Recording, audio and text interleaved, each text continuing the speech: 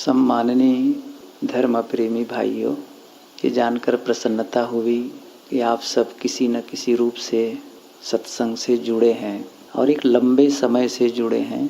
जैसा कि सुना कि प्रतिवर्ष श्रीमद् भागवत की कथा होती है, सत्संग का कार्यक्रम होता है, स्वयं लाभान्वित होते हैं, परिवार वाले लाभान्वित होते हैं, गांव के जो लोग इकट्ठे होते हैं सुनने के लिए वे लोग भी लाभान्वित होते हैं, आसपास के लोग आते हैं, किसी न किसी रूप में ज्ञान चर्चा सुनते हैं, मन में सात्विकता आती है।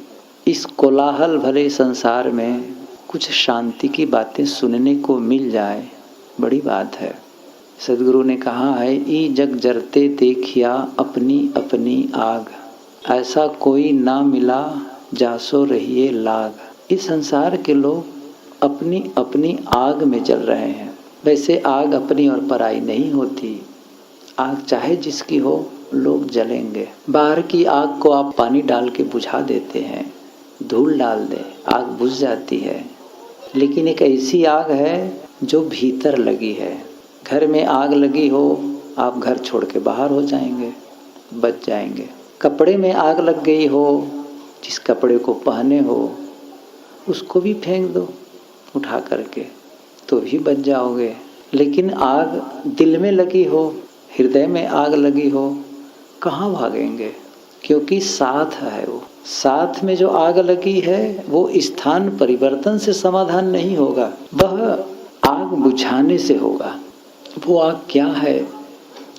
हम सब के अंदर किसी न किसी रूप में आग है। वो है हमारे मन के विकार, मानसिक विकार। विकार चाहे जहाँ के हों हमें तकलीफ देते हैं। विकार चाहे शरीर के हों, विकार चाहे मन के हों, विकार चाहे परिवार के हो, समाज के हो, राष्ट्र के हों। विकार जहाँ भी आएगा वो तकलीफ देता है। शरीर में फोड़ा हो जाए, कोई बीमारी लग जाए, ये विकार है।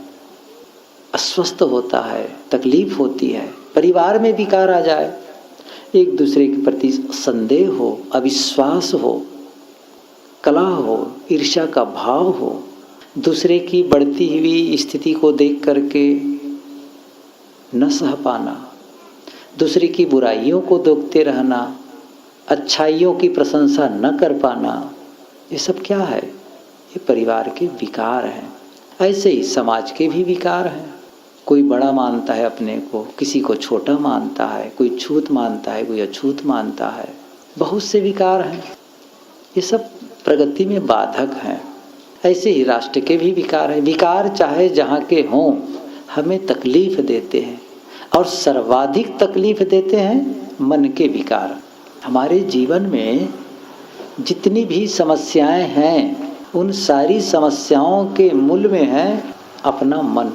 हमारे जीवन में बहुत सी समस्याएं हैं, लेकिन समस्याओं का उद्गम स्थल है हमारा मन, सोचने का ढंग।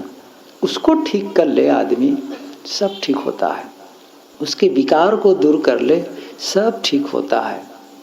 दुनिया को चाह करके भी हम ठीक नहीं कर सकते, दूसरों को चाह करके भी ठीक नहीं कर सकते।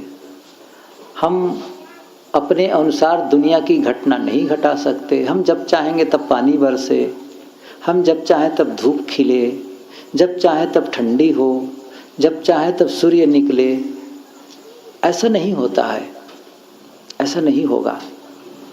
वो कुदरत का नियम है, प्रकृति का नियम है, उसमें हम हस्तक्षेप नहीं कर सकते। लोगों को हम बदल नहीं सकते। लोगों को कैसे बदलेंगे हम? गांव वालों को नहीं बदल सकते, घर वालों को भी नहीं बदल सकते। अनुभव किए होंगे, अपना ही बेटा है, अपने ही घर के लोग हैं। ऐसा नहीं है कि गलत है, ऐसा नहीं है, या व्यवहार गलत है, ऐसा नहीं है। लेकिन जितना हम चाहते हैं कि ये सब हमारे अनुसार हो, उतना नहीं हो पाता है। सबकी अपनी स्वतंत्र शक्ति है, सबकी अपनी स्वतंत्र सत्ता है, व्यक्तित्व स्वतंत्र है।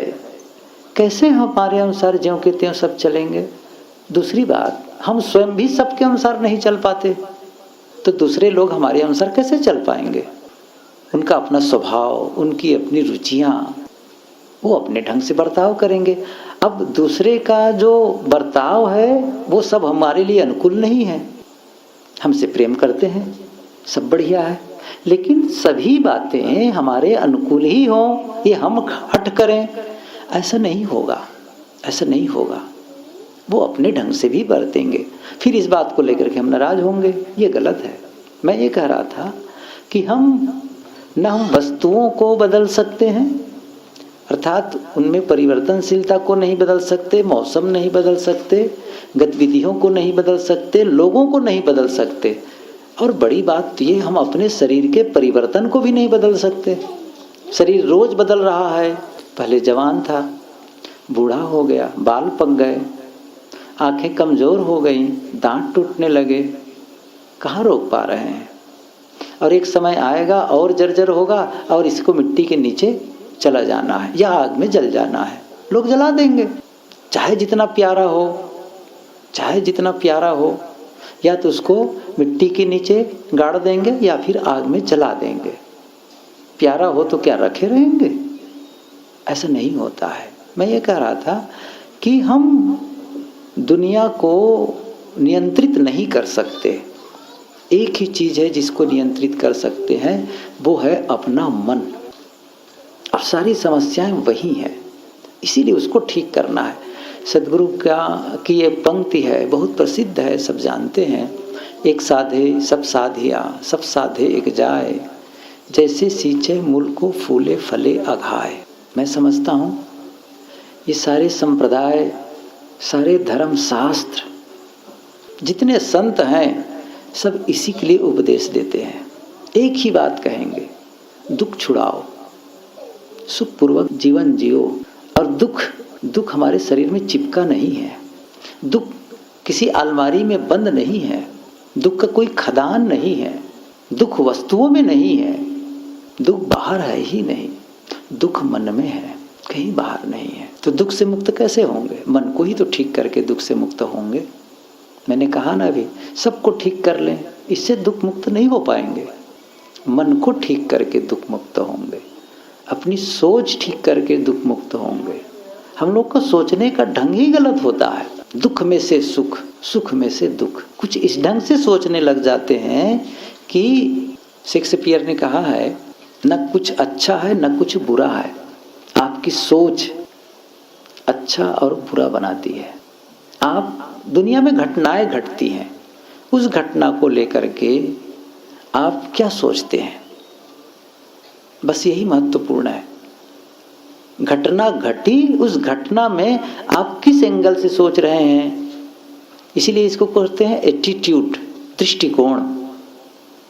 आप कहाँ फोकस कर रहे हैं, किस पक्ष को देख रहे हैं, बस ये महत्वपूर्ण है। और उसी से दुख सुख का निर्माण होता है।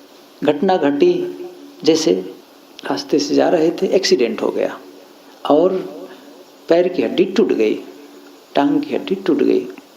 अब क्या होगा? तो स्वाभाविक है मन में आएगा, ये तकलीफ वाली बात हो गई। अब मेरा पैर टूट गया, मैं काम में नहीं जाऊंगा, इतने दिन मुझे रहना है, बेड रेस्ट करना है, इतना खर्च लगेगा, वो करेंगे ये करेंगे। अब बस मन में इतनी नकारात्मकता आ गई, बहुत सोच रहे हैं। दुख का कारण है, सच है, लेकिन एक दूसरा पक्ष भी सोचा जा सकता है। इसी को कहते हैं पॉजिटिव मेंटल एटीट्यूड, सकारात्मक मानसिक नजरिया। दूसरा पक्ष सोचना है, मेरे पैर की हड्डी टूटी है लेकिन और शरीर ठीक है, पूरा और भी हड्डी टूट सकती थी। लोग एक्सीडेंट में मर भी जाते हैं, मैं जिंदा हूँ, हाथ ठीक है, आँख ठीक है, शरीर के और सारे अंग ठीक हैं, मेरा मस्तिष्क ठीक है, मैं बोल पा रहा हूँ, खा पी रहा हूँ, बस पैर की तो हड्डी टूटी है, वो भी ठीक हो जाएगी थोड़े दिन में। और दूसरे ढंग से सोचना है, उसी में जब आपको लगे इतने दिन रहना है, 6 महीना बेड रेस्ट करना है, ये करना है, एकदम मन नकारात्मक हो गया। तो पॉजिटिव मेंटल एटीट्यूड में क्या होता है, इसको दूसरे पक्ष से सोचते हैं। क्या सोचना है? बहुत दिन से सोचता था अच्छी पुस्तकें पढ़ूंगा, अवसर नहीं मिलता था काम में, अब डॉक्टर ने कहा है बेड रेस्ट करना है, अच्छी पुस्तकों को पढ़ूंगा। संतों के प्रवचन सुनने का मन करता था, सुन नहीं पाता था। अब अपने मोबाइल में मेमोरी कार्ड में प्रवचन भर लूँगा, प्रवचन सुनूंगा। लोगों से मिलने जुलने का अवसर नहीं मिलता था, लोग बुलाते थे मैं जा नहीं पाता था। अपने ही लोगों से, परिवार वालों के पास समय कम दे पाता था, मित्रों को समय कम दे पाता था। अब लोग मेरे पास मिलने आएंगे, उनसे दिल खोल के बात करूँगा। सोचो तो सही। अब उसी घटना में हम दुख और सुख दोनों का निर्माण कर सकते हैं। घटना घटना है, घटना अपने अनुसार नहीं घटती है, घटना घट जाती है। कहते हैं ना, मुसीबत बगैर बताए आती है। सूचना देके नहीं आती मुसीबत, बगैर बताए आती है। सबके जीवन में, ये नहीं कि किसी के जीवन में हो, किसी के जीवन में ना हो। दुख के कारणों को हम समाप्त नहीं कर सकते। आप चाहे जितना अच्छा इंसान हो जाएं, दुख के कारण को समाप्त नहीं कर पाएंगे। बुद्ध और महावीर के जीवन को देखो, राम और कृष्ण के जीवन को देखो, ईसा और मोहम्मद के जीवन को देखो। थोड़ा सा भी आप अध्ययन करेंगे तो पता चलेगा कैसे लोग घाटे पे चलते थे। बुद्ध जैसे महापुरुष, कितना निर्दोष संत, उन्हीं का चचेरा भाई, कमाल की बात है, वो उनको मार डालने तक को सोचते थे। उन्हीं का भाई, कितने विरोधी उनके हो जाते थे। इतना सुंदर महात्मा, महात्मा गांधी को देखो, कबीर को, किसी के जीवन को देखो। कौन ऐसा है जिसके जीवन में प्रतिकूलताएं नहीं आई हैं? लेकिन मैं क्या कह रहा था, दुख के कारणों को आप समाप्त नहीं कर सकते। आप बहुत ईमानदार हैं, सब कुछ हैं, तो क्या होगा? दुख नहीं आएगा। लोग कहते मेरे जीवन में दुख ना आए, ऐसा नहीं होगा। ये कहो दुख आए तो मैं दुख को झेल सकूं, दुख में समता भाव बनाए रख सकूं, वह शक्ति मुझे चाहिए। मुझ में वह शक्ति चाहिए कि उस दुख से मैं पार हो सकूं। आप शाकाहारी हैं, अहिंसक हैं, पूर्ण शाकाहारी, पूर्ण अहिंसक, तो क्या आप पर शेर हमला नहीं करेगा? ये तो बड़ा अहिंसक आदमी है, इनको नहीं खाऊंगा, ऐसे क्यों करेगा वो? उसको क्या मतलब है? ऐसे ही हमारे जीवन में समस्याएं आ सकती हैं। अब हम उसको किस एंगल से देख रहे हैं, कैसे समझ रहे हैं, यही पर समझना। तो मैं कह रहा था, दुख और सुख, कुछ लोग होते हैं दुख की घटनाएं घटती हैं, सोच ऐसा करते हैं कि उसमें से भी सुख निकाल लेते हैं। दुख की घटना घटी है, लेकिन सोचने का ऐसा ढंग होता है कि उसमें से भी वो अच्छी चीजें निकाल लेते हैं।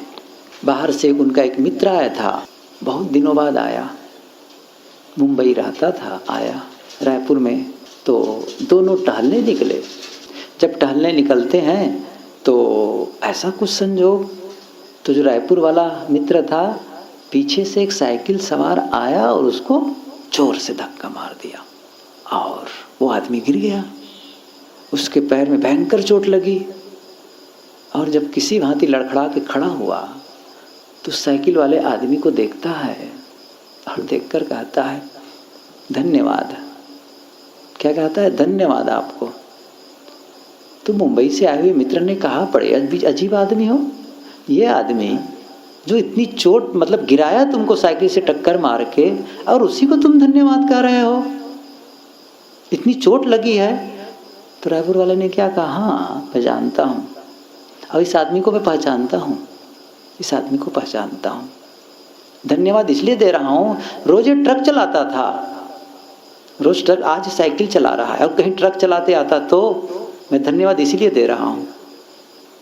क्या कह रहा हूँ मैं? सोचने का ढंग है बस। आप सोचते कैसे हैं घटना में? क्यों? आपके नाराज होने से वो चोट खत्म नहीं होगी, पैर की हड्डी जुड़ नहीं जाएगी, लेकिन आप सोच इस ढंग से हैं कि उसमें भी आप सकारात्मक चीज निकाल लिए। एक दूसरा उदाहरण बताऊं, घटना है, सच्ची है। एक आदमी मकान बनवाया, बहुत समझदार नहीं रहा होगा, फिर भी समझदार तो कहना ही चाहिए। मकान बनवाया, किसी बिल्डर को कहा होगा, शायद कुछ मटेरियल में, कुछ लगाने में कुछ भी गड़बड़ी हुई होगी, मकान बन के तैयार, बहुत मुश्किल मकान बनवाया आदमी, बहुत दिन की पूंजी जोड़ करके मकान बिल्कुल बन के तैयार है, एकदम कंप्लीट। अब ये हुआ कि अब नए घर में प्रवेश करेंगे। तब ये हुआ कि चलो भाई 10 दिन बाद घर में जाएंगे। तो हुआ क्या कि 2-3 दिन के बाद में भयंकर पानी गिरा, बारिश हुई, भयंकर बारिश हुई, तूफान बारिश, जोरों से बारिश हुई। और ऐसा संजोग, उस भयंकर बारिश में, उस तूफान में, वो जो नया मकान बनाया था वो सज्जन, वो मकान ढह गया, जमींदोज हो गया, बिल्कुल एकदम बाहर आके नीचे गिर गया। कारण जो रहा हो, आसपास के लोग, मोहल्ले के लोग देखे, अरे नया मकान इसका गिर गया। सब लोग जहाँ वो रहता था वहाँ आए, मोहल्ले के लोग सहानुभूति प्रकट करने के लिए, अरे भैया सुनो सुनो, आपका मकान गिर गया, नया मकान जो बनाए थे ना वो पूरा जमीन पे पकड़ लिया है, जमीन पर गिर गया है एकदम। कई लोग आ गए, कई लोग इकट्ठे हो गए, कहा भैया तुमको कितना कष्ट है। वो बेचारा जैसे कोई सांप छू गए, सन्न चुप। स्वाभाविक सी बात है, इतने दिन की जमा पूंजी से वो मकान बनवाया और मकान ढह गया है, शक तो लगेगा ही। चुप रहा। कुछ देर सोचे कि लोग बहुत तकलीफ है इनको।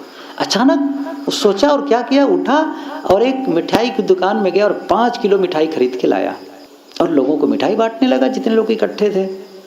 लोगों ने कहा इनका दिमाग जैसे फिर गया, घूम गया है, क्योंकि इतना बड़ा नुकसान हुआ है, इससे लगता है जैसे विक्षिप्त हो गया है। लोगों ने कहा पागल हो गए हो, क्या कर रहे हो? कहा नहीं मैं पागल नहीं हुआ हूँ, मैं सही कर रहा हूँ। क्या सही कर रहे हो? मकान गिर गया, नया मकान, और तुम मिठाई बांट रहे हो। ये मिठाई मैं भगवान को धन्यवाद देने के लिए बांट रहा हूँ, आप लोगों को प्रसाद बांट रहा हूँ भगवान का। कि काहे का प्रसाद? मैं इसलिए धन्यवाद दे रहा हूँ भगवान को, कहीं ये मकान 10 दिन बाद गिरता, जब हम लोग पूरे बाल बच्चों के साथ उस घर में चले गए होते, 10 दिन बाद गिरता तो मकान के साथ हम लोग भी सबके सब मर जाते। मैं भगवान की शुक्रिया अदा कर रहा हूँ कि 10 दिन पहले गिर गए, हम लोग तो बच गए परिवार के सहित। पहले मकान गिर गया, हम लोग तो बच गए। मैं क्या कह रहा हूँ, कितना बड़ा दुख था उसके जीवन, कितनी बड़ी तकलीफ, कितनी बड़ी घटना घटी थी, लेकिन सोचने का एक भिन्न ढंग, एक भिन्न तरीका, उसी दुख में से वो सुख निकाल लिया। हम सोचते कैसे हैं? सोच बदल लें।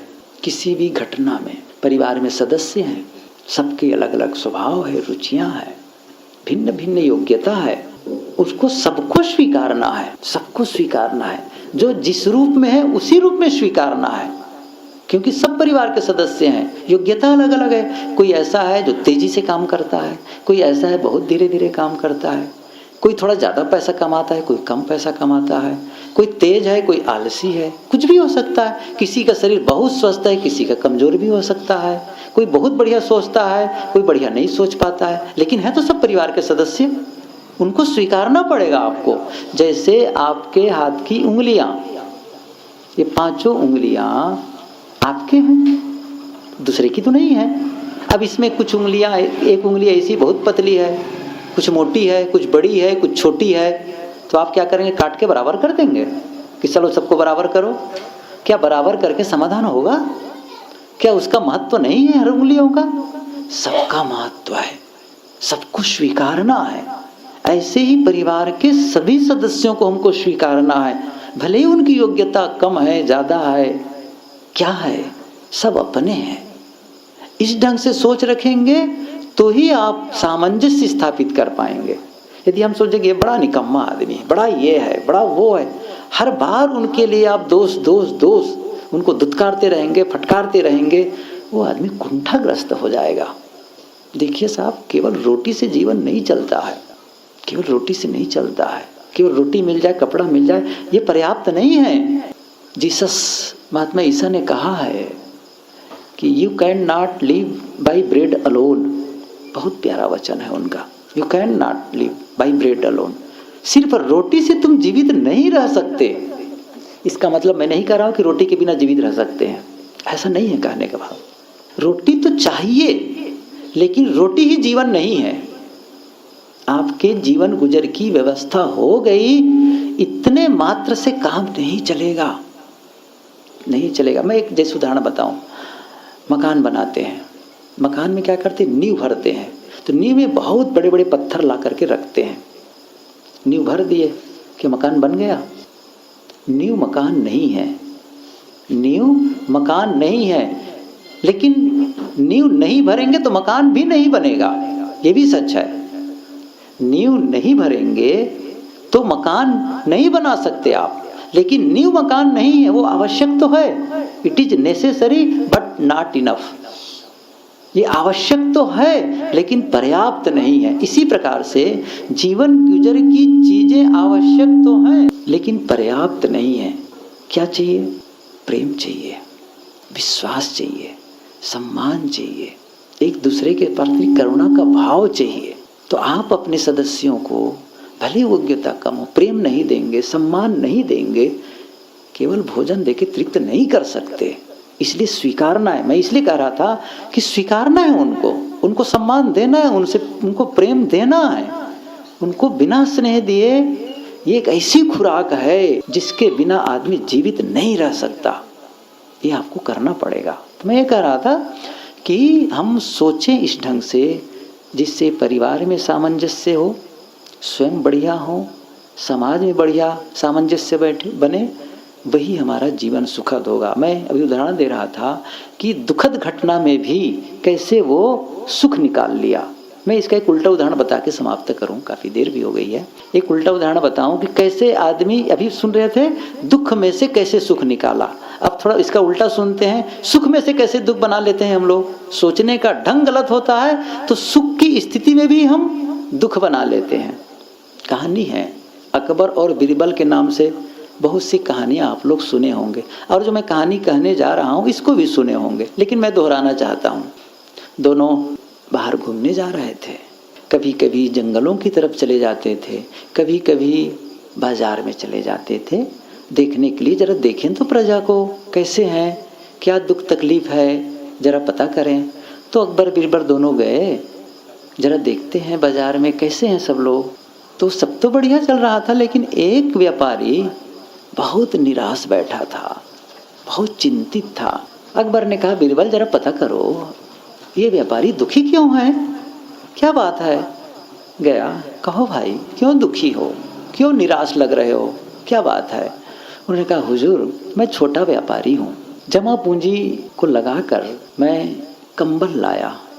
मैं एक ही व्यापार नहीं करता हूँ, सीजन के हिसाब से व्यापार बदल देता हूँ। तो सोचा कि इस साल कंबल ले आऊँ, कंबल लाया, ढेर सारे कंबल ले आए, सारी पूंजी लगा दी, लेकिन हुजूर इस साल ठंडी नहीं पड़ रही है, कंबल बिक नहीं रहे हैं, कैसे जीवन गुजर करूं, बहुत दुखी हूं मैं।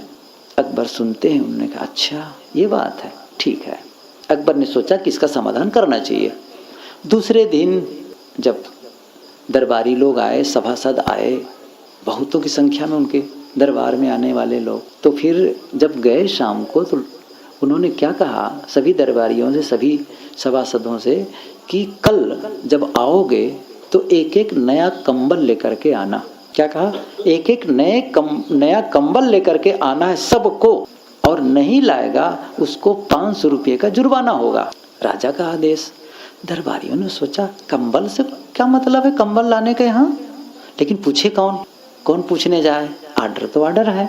दूसरे दिन कंबल तो लाना ही है, नहीं ले जाएंगे तो 500 रुपये का जुर्माना।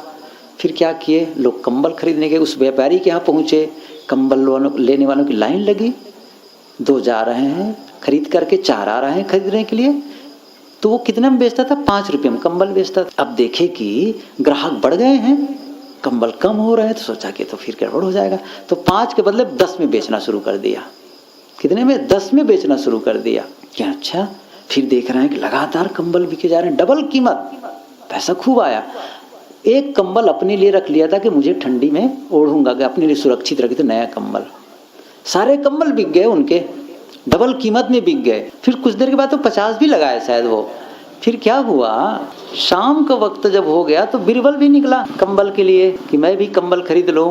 अब खोजते खोजते कंबल तो सब बिक गए, तो व्यापारी के यहाँ पहुंचा, भैया मुझे कंबल दे दो। उन्होंने कहा कंबल तो सब बिक गए हुजूर, एक भी कंबल नहीं। अरे नहीं, मुझे कंबल चाहिए ही, दो। सोचा एक कंबल है हुजूर मेरे पास, मैं अपने लिए रखा हूँ, मैं बेचूंगा नहीं। नहीं मुझे चाहिए, मुझे 2 कंबल तो लेना ही है। तब वो सोच कर कहता है हुजूर लेकिन उसकी कीमत 250 रुपये लगेगी। 250 रुपये? हाँ 250 रुपये, इससे कम में मैं नहीं दूंगा, आपको लेना है तो मत लीजिए। बीरबल ने सोचा यदि 250 रुपये में कंबल न लिया और बिना कंबल के गया तो 500 रुपये का जुर्माना भरना पड़ेगा, ये तो घाटे का सौदा है। 250 रुपये में कंबल ले लिए। अब कंबल लेकर पहुंचे, सब लोग हो गया। अगले दिन फिर अकबर ने कहा बीरबल जरा चलो उस व्यापारी से मिलते हैं। और चलते हुए कहते हैं अब तो बड़ा प्रसन्न होगा ना, सारे कंबल उसके बिक गए होंगे। बीरबल ने कहा हाँ हुजूर प्रसन्न तो होना चाहिए, लेकिन मानव मन है ना विचित्र सोचता है, पता करते हैं चलते हैं क्या होता है। तो गए, देखे दूर से व्यापारी फिर उससे ज्यादा चिंतित, पहले दिन से भी ज्यादा चिंतित, बड़ा उदास। पहुंचे, बीरबल ने कहा कहो भैया तुम्हारे तो सारे कंबल बिक गए ना, फिर आज क्यों उदास हो? कहना हाँ हुजूर सारे कंबल बिक गए, बहुत मुनाफा हुआ, और पहले तो मैं 5 के कंबल को 10 में बेचा और अंतिम कंबल को मैं 250 रुपये में बेचा, तो फिर क्यों दुखी हो? हुजूर मैं दुखी इसलिए हूँ, मैं कंबल को 5 का 10 बेचा, फिर अंतिम वाला 250 में बेचा। मैं सोचता हूँ यदि सारे कंबल को मैं 250 रुपये में बेचता तो मेरे पास कितने पैसे होते, मैंने क्यों गलती की कम पैसे में बेच करके। बीरबल ने कहा देखो हुजूर सोचने का ढंग कैसा है, इस आदमी को जितना सोचा था उससे ज्यादा फायदा हुआ, लेकिन अब सोच क्या रहा है, उस फायदे में भी, उस सुख की घड़ी में भी वह दुखी बना हुआ है, क्योंकि सोचने का ढंग गलत है। कैसा आदमी है, सोच को बदल नहीं पा रहा है। दुख और सुख का निर्माता हम स्वयं हैं। मैं इसलिए शुरू किया था, ये जग जरते देखिया अपनी अपनी आग, हम आग लगाते हैं, हमारे मन में आग लगी है, इसी को बुझाना है, वो बाहर के पानी से नहीं बुझने वाली है। हमें स्वयं अपनी सोच को बदलनी है, हमें स्वयं चिंतन करना है, ऐसा कुछ सोचना है, ऐसा कुछ सिस्टम देना है जीवन को जिससे हम भीतर से शीतल होते चले जाएं, शांत होते चले जाएं। और जब हम स्वयं सोचेंगे अच्छा, बोलेंगे अच्छा, करेंगे अच्छा, तो अपना जीवन सुखमय होगा और हमसे संपर्क में आने वालों का भी जीवन सुखमय होगा। मतलब हमसे उनको सुकून महसूस होगा और हमारे नाते उनमें भी सुधार की संभावना बढ़ जाएगी। इसलिए हम अपने को बदलें।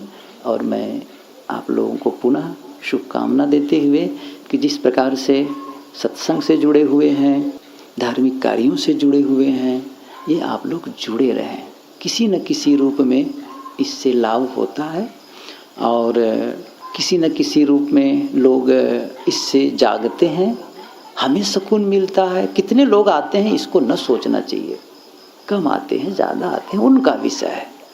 हम तो गुरुदेव जी कई बार मैंने सुना, कहीं कहीं जाते थे लोग कम आते थे तो बड़ा चिंतित होता था आयोजक साहब लोग नहीं आ पाए। मैंने लोगों को कहा तो कहे तू क्यों चिंता करता है, मैं बोलने वाला तुम सुनने वाले, बस मुझे नहीं चाहिए ज़्यादा, तुम सुनते हो नहीं बस ठीक है, बस हो गया काम भरेगा। कितने लोग आते हैं ये महत्वपूर्ण नहीं है, हमने अपना काम किया और ये जो अपना काम किया ये हमारी भावनात्मक संतुष्टि है। और जब सचमुच हम अपने काम नहीं करेंगे, अपना दायित्व का निर्वाह नहीं करेंगे तो ये भावनात्मक असंतुष्टि है।